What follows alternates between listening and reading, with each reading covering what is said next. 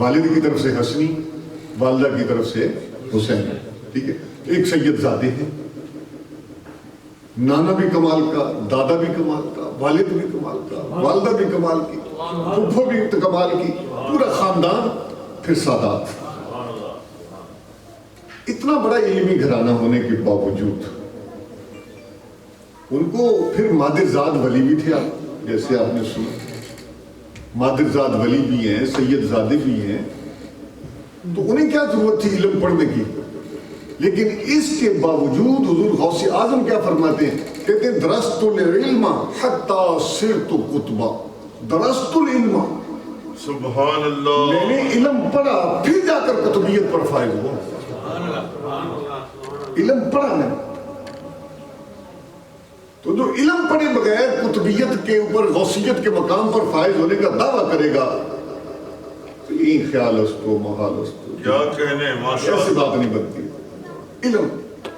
اور پھر حضور غوث اعظم کی اگر کتب پڑھی جائیں، فتوح الغیب کو پڑھ لیں، اسرار الاسرار کو پڑھ لیں، غنیت الطالبین کو پڑھ لیں. حضرت شیخ محقق علی الاطلاق حضرت شیخ عبدالحق محدث دہلوی رحمۃ اللہ علیہ فرماتے ہیں کہ فتوح الغیب ہی وہ کتاب ہے کہ اگر یہ کتاب حاصل کرنے کے لیے جان دینی پڑے، جان دے دوں، کتاب لے لوں، میں کہوں گا میں کامیاب رہوں. اتنی وہ عظمت والی کتاب.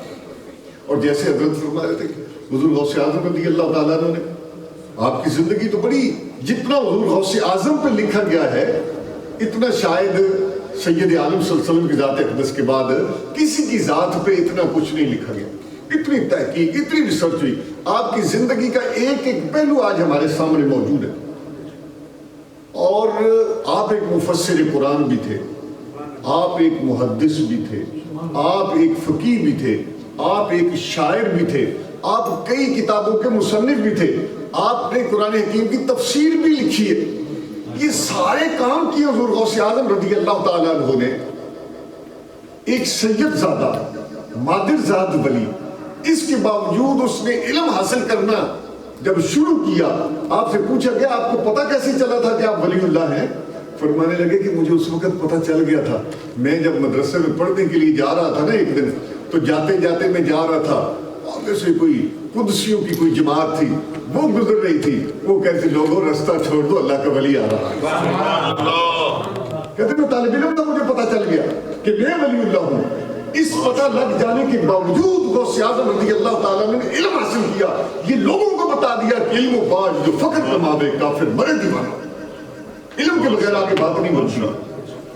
پھر حضور غوث اعظم جیسے حضرت فرما رہے تھے، کوثر چشتی صاحب نے جو ارشاد فرمایا کہ آپ کی خدمت میں شیڈول کو اگر پڑھے نا پتہ چلتا ہے 13 علوم تھے جو ہم پڑھا رہے ہیں. حضور غوث اعظم کے اندر اس شیڈول کی طرف نہیں جاتا ہوں، کتنا ٹائٹ شیڈول تھا. کوئی دنیا کا پروفیسر، کوئی اسکالر، کوئی دانشور نہیں کہہ سکتا کہ پھٹیوں پر بیٹھ کر، پھٹی پہ بیٹھ کر پڑھانے والا جو غوث اعظم ہوگا. آج تو کہتے ہیں کہ پیر طریقت ہوتا ہی وہ ہے جس کے نیچے بہت بڑی گاڑی ہو، جبہ کبہ، اس کو علم سے کوئی تعلق نہ ہو. غوث اعظم نے پھٹیوں پر بیٹھ کر پڑھا کر یہ بتا دیا کہ میں غوث اعظم ہونے کے باوجود مسجد کی چٹائی پر بیٹھ کر پڑھانا اپنے لیے باعث فخر سمجھتا ہوں. 3000 طالب علم ہر سال حضور غوث اعظم سے باقاعدہ علم حاصل کرنے کے بعد سند حاصل کیا کرتے تھے. اور 40 سال تک غوث اعظم نے پڑھایا. ہر سال 3000، 40 سال تک پڑھایا. اگر ان کو ملٹی پلائی کریں تو 1,20,000 تو وہ علماء ہیں جنہوں نے براہ راست حضور غوث اعظم سے علم حاصل کیا. میں بھی عام لوگوں کی بات نہیں کرتا ہوں جو صرف فیض حاصل کرنے کے لیے آتے تھے، جو مستند عالم دین بن کر نکلے حضور غوث اعظم سے.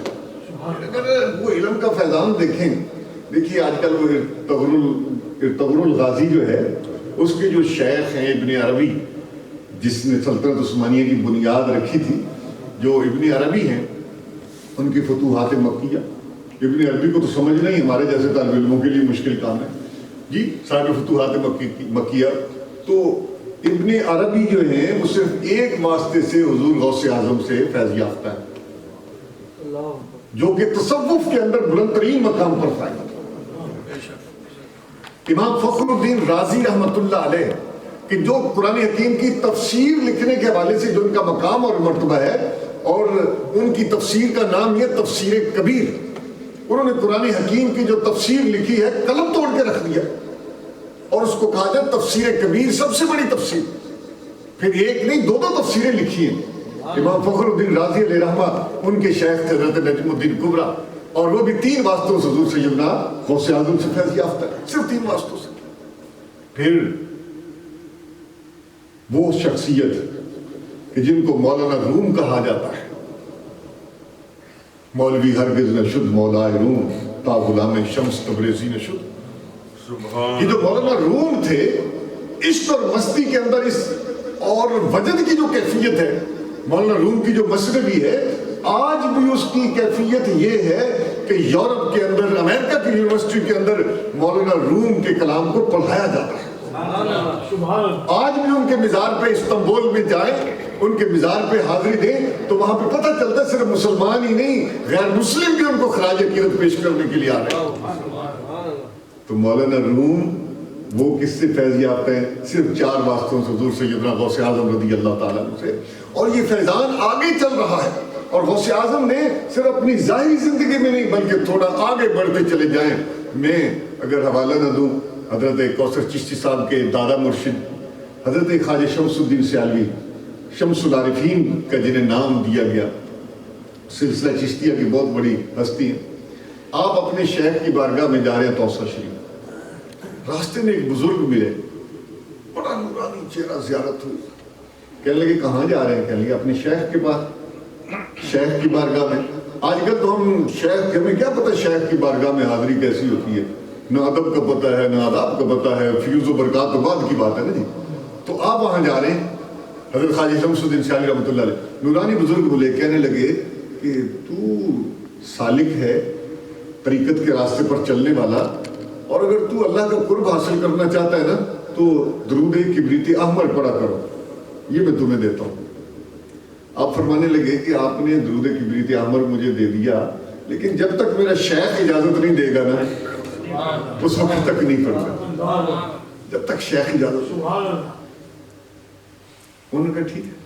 آپ جب توسہ شریف میں حضور پیر پٹھان شاہ سلیمان توسوی کے پاس پہنچے تو آپ نے آتے ہی سوال کیا، مولوی صاحب، اور یہ سیال شریف والے جتنے حضرات ہیں نا جی، ان کو مولوی صاحب کہا جاتا تھا، اور وہ فخر کرتے تھے مولوی کہلانے پہ، اپنے نام کے ساتھ لکھتے تھے مولوی قمر الدین۔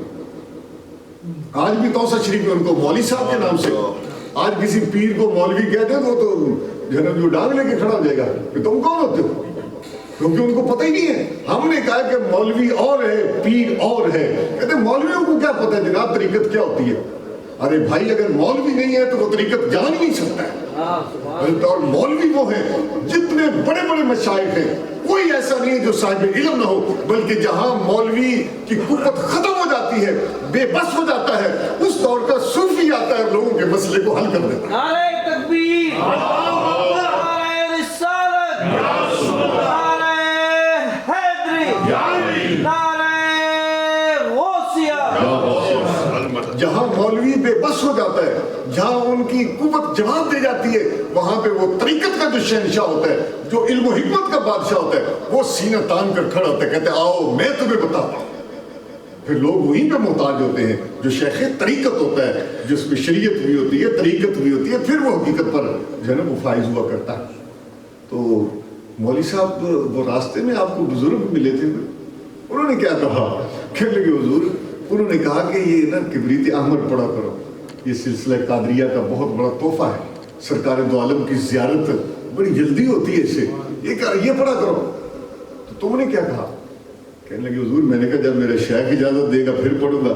فرمانے لگے شمس الدین تو کتنا خوش نصیب ہے، غوث اعظم خود تجھے وہ تحفہ دینے کے لیے تشریف لائے۔ اور یہ درود کبریت احمر سلسلہ عالیہ چشتیہ میں حضرت خواجہ شمس الدین سیالوی سے پھر شاید لاگو ہوا ہے۔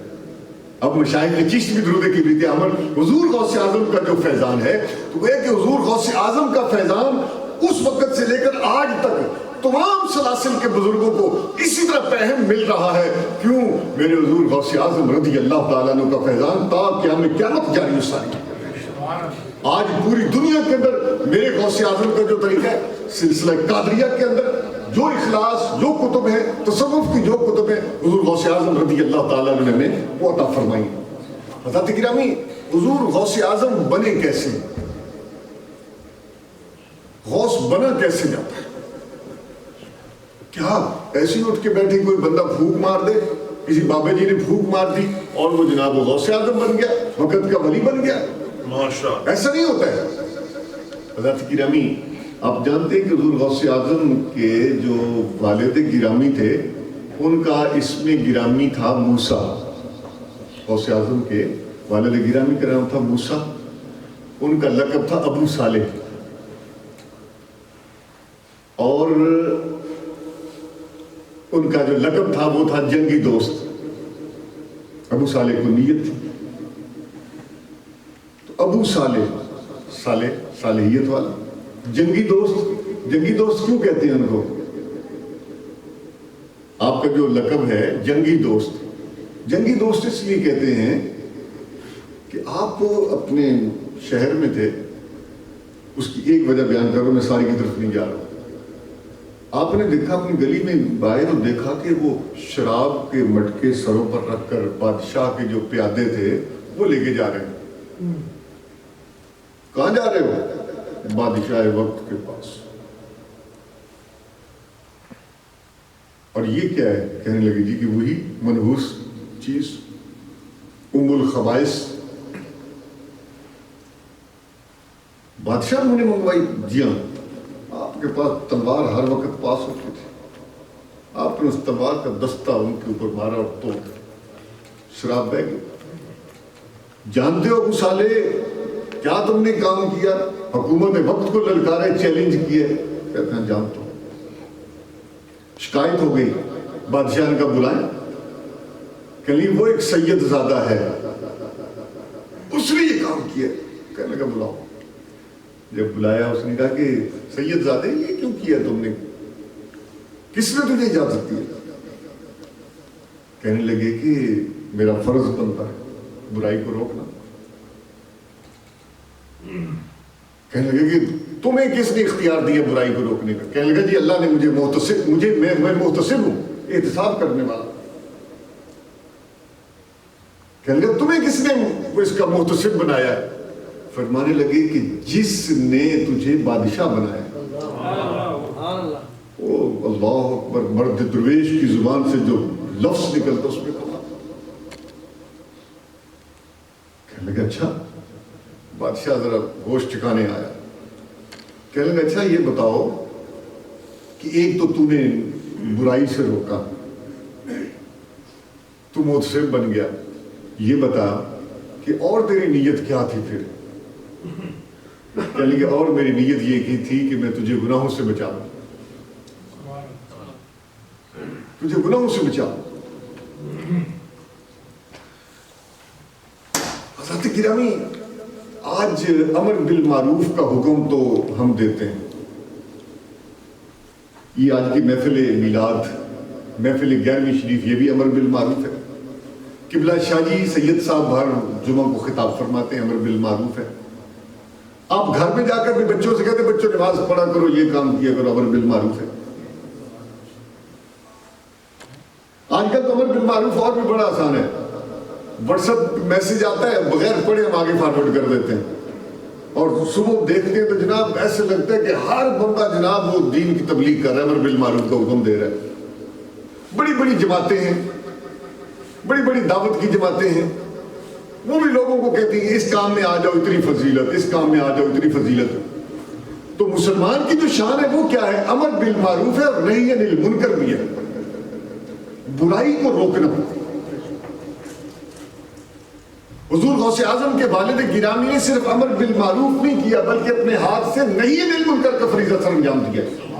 آج جو ہماری بدقسمتی ہے امت مسلمہ کی، ہم امر بالمعروف تو کرتے ہیں لیکن نہی عن المنکر کا فریضہ کون سر انجام دے گا؟ کیا باپ اپنی اولاد پہ ہم نہی عن المنکر کا فریضہ سر انجام دیتا ہے؟ بچے سے کہتا ہے نماز پڑھو، کیا تو نے کبھی اس کو سزا دی ہے کہ نکل جا میرے گھر سے؟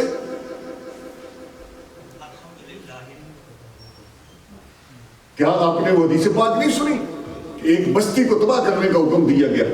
فرشتے عرض کرتے یا اللہ ان میں کچھ نیک لوگ بھی ہیں، بڑے عبادت گزار ہیں، بڑے صالح ہیں۔ اللہ نے فرمایا نہیں، ان کو بھی تباہ کر دو۔ کیوں؟ وہ برائی کو ہوتا ہوا دیکھ رہے ہیں لیکن وہ منع نہیں کرتے۔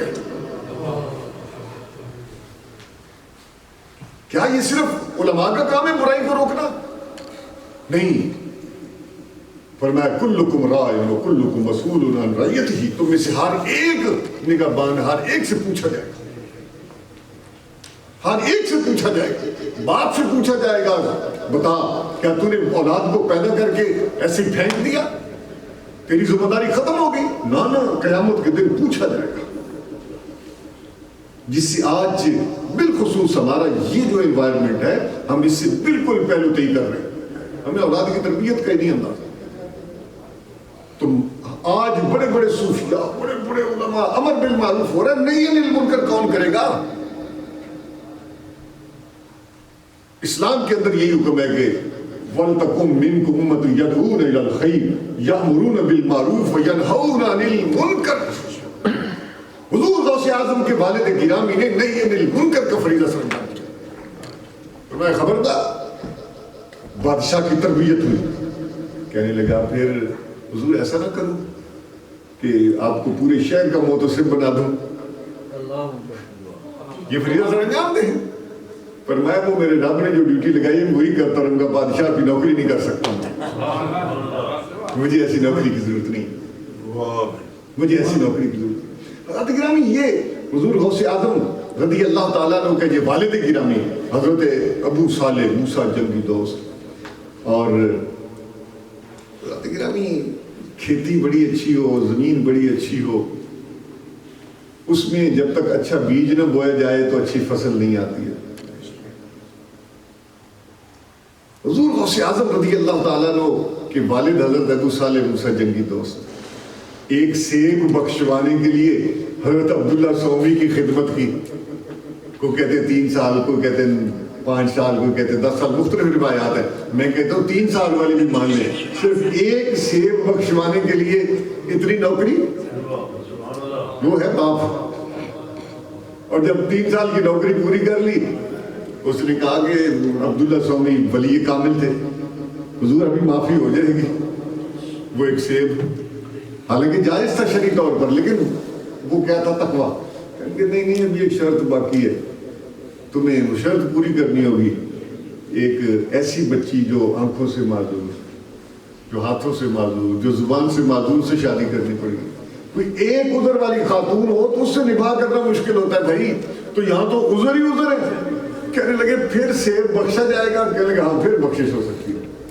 نکاح ہوا، جب اس خاتون کو دیکھا فوراً واپس دوڑے، اپنے سسر پاک سے پوچھتے حضور جو خصوصیات آپ نے بتائی تھی نا اپنی بیٹی کی، اندھی، بہری، گونگی، لنگڑی، لولی، وہ تو نہیں ہے؟ کہنے لگے نہیں بیٹا، میں نے اس لیے کیا کہ اللہ نے مجھے وہ عظیم بیٹی دی تھی کہ آج تک بغیر مقصد کے گھر سے باہر نہیں نکلی۔ اللہ نے مجھے وہ بیٹی دی ہے جس کی اللہ کریم نے جس کی آنکھوں کے اندر حیا رکھا ہوا۔ حضرت گرامی جب ماں ایسی ہوگی، باپ ابو صالح موسیٰ جنگی دوست ہوگا، پھر جو اس کھیت کے اندر جو بیج ڈالا جائے گا وہی ایک کامیاب ترین ہوگا، اور وہ کون ہوگا؟ حضور سیدنا غوث اعظم رضی اللہ تعالیٰ عنہ۔ کہ ہمیں آج غوث اعظم کی تعلیمات کے لیے پیدا غوث کیسے ہوئے، ان کی والدہ کون تھی، ان کا والد کون تھا، آج ہمیں بھی اس کی ضرورت ہے۔ بس حضور غوث اعظم کا آخری بات ایک کہ اللہ کا قرب حاصل کرنے کے لیے کیا چیزیں چاہیے۔ حضور غوث اعظم نے اپنی زندگی کا جو نچوڑ پیش کیا ہے وہ کیا ہے؟ آپ فرماتے کہ نمبر 1 اپنے آپ کو پاک رکھا جائے، نیت کو پاک رکھا جائے۔ اگر نیت پاک کر لی جائے نا جی، اس میں ہر قسم کی دشمنی، گندگی، حسد، بغض، کینہ، یہ بندے کو تباہ کر دیتا ہے، ڈپریشن کا شکار ہو جاتا ہے بندہ۔ اس لیے حضور غوث اعظم کہتے ہیں کہ سب سے پہلے تو نیت کو پاک کرو۔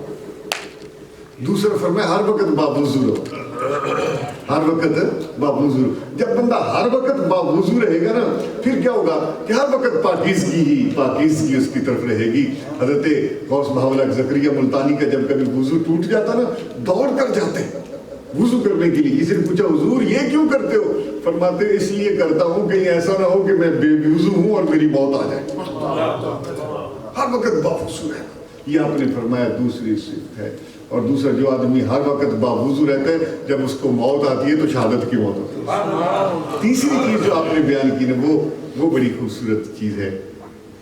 تیسری چیز جو حضور غوث اعظم نے بیان کی ہے وہ یہ ہے اللہم صلی علی سیدنا مولانا محمد وعلی آل سیدنا مولانا.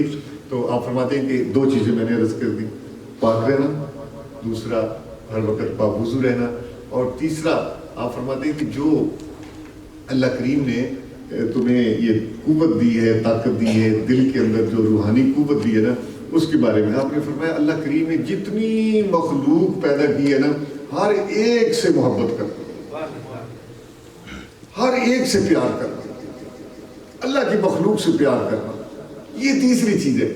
اور حضرت رابعہ بصری سے کسی نے کہا نا کہ یہ شیطان جو دشمن ہے ان الشیطان لکم عدو مبین، تو وہ جو شیطان تمہارا دشمن ہے اس سے بھی تمہارے لیے کوئی نفرت ہے؟ تو حضرت رابعہ بصری کیا فرماتی ہیں؟ وہ فرماتی ہیں خدا کے بندے میں نے اپنے دل کے اندر اللہ کی محبت، اللہ کی مخلوق کی محبت اتنی ڈال دی ہے کہ اب نفرت کی جگہ ہی نہیں ہے اس کے اندر. تو یہ تین چیزیں حضور غوث اعظم کی تعلیمات میں سے. میں حضرت شاہ جی کے قدموں کو ہاتھ رکھتے ہوئے حضور غوث اعظم کے شہزادے کے سامنے جو میں نے معروضات پیش کی ہیں اللہ کرے یہ غوث پاک کی بارگاہ میں قبول ہو جائیں اور حضور غوث اعظم کی نگاہ ہماری طرف ہو جائے. اور آج کا یہ عظیم شان دن 11ویں شریف جو لوگ اس میں جنہوں نے جس انداز میں پارٹیسپیٹ کیا ہے اللہ کریم سب کی حاضری کو قبول اور منظور فرمائے، ہمارے لیے توشہ آخرت بنے اور ہماری آخرت سے سنور جائے. وما علیہ الا البلاغ المبین. نعرہ تکبیر، نعرہ رسالت، نعرہ حیدری، نعرہ